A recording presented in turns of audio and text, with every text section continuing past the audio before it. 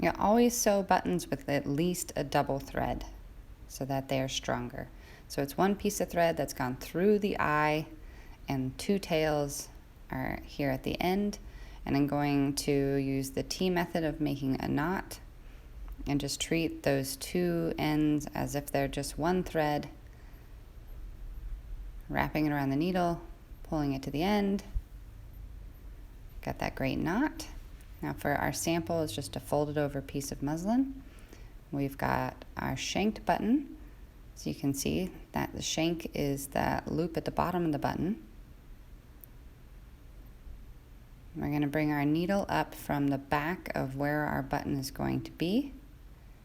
And I'm going to take 2 anchor stitches right over where our button's going to sit.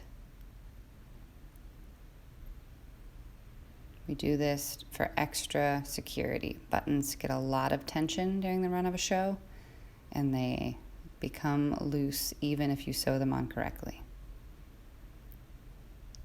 I'm going to take the needle and come up through the bottom of the shank.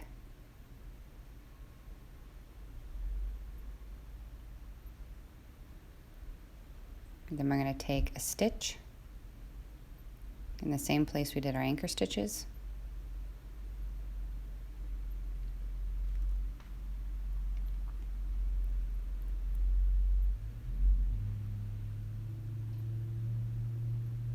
Be gentle when you're pulling that thread through.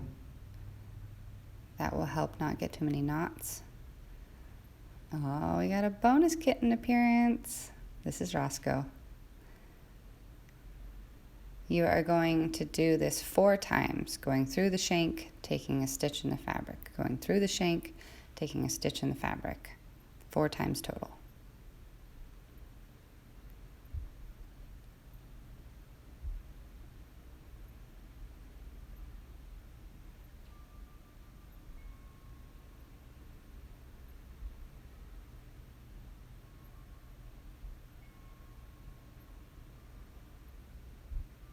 When you have completed all of your passes, you are going to put your needle through to the back of the fabric.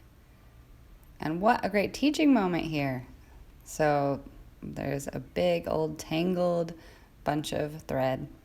And the best way to deal with this tangle is to separate it back out into the 2 strands, making a loop. I'm going to deal with, there's a twist in there, that's what's fighting me. I'm going to holding that loop with tension to help it not tangle again as I pull it through.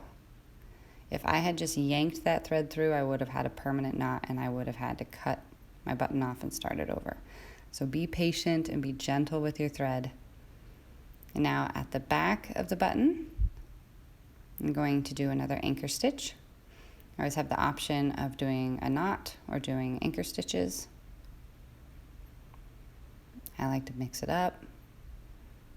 They are all equally great.